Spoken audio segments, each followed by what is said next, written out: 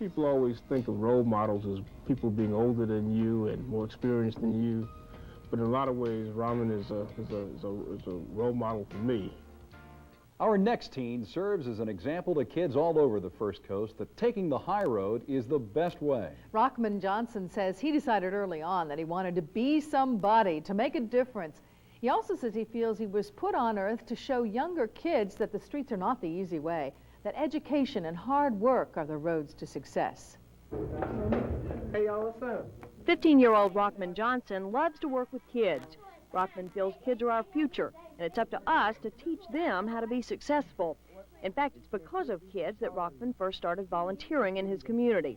That was several years back, and he was only about 10 or 11 years old at the time. It's a desire to help the community from which I came, a desire to help the world in actuality.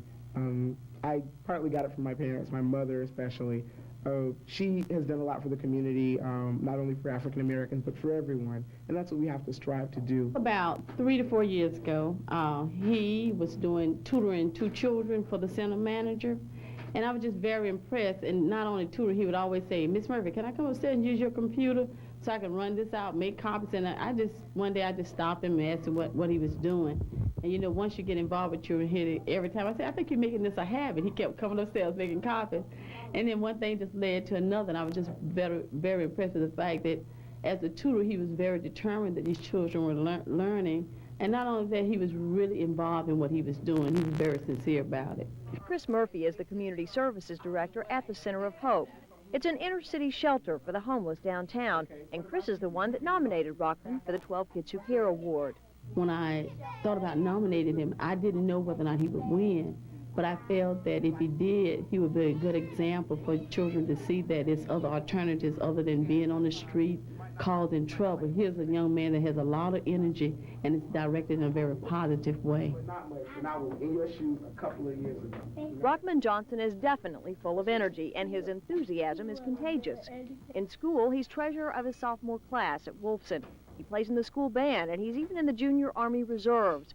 Rahman says education is his top priority. I want to let everyone know you must go to college. College is a must. In this world of technology and advances, you must get an education, because education is the key to unlock all life's mysteries. He could be, I think he wants to be president or mayor one. I must have to say, look out, Ed Austin, here come Rahman Johnson. I think he has the potential to be just about whatever he wants to be. It's obvious that you've already got a lot going in your life, but you must have some kind of goal down the road. Give me a little bit of an idea about that. What do you want to do in the future? That's interesting. I want your job. I'm very well aware of that. Let's see. The future holds a lot. Of course, I plan to go to college. If Rahman really wants to be a TV journalist, he's off to a pretty good start. He's already got a resume, and he even started his own TV talk show. So we can rectify them and move on. You're looking at Teen Talk. You might have seen it on cable last year. Just one more thing on Rahman's horizon. I will have my journalism degree and my law degree. I do plan to, just in case one thing doesn't go right, I have something else to fall back on. And later in life, I do plan to get into politics. As long as we have young people like him, the future of this country, the future of this world is in good hands. Ed Austin and Lawton Childs and even President Bush, watch out.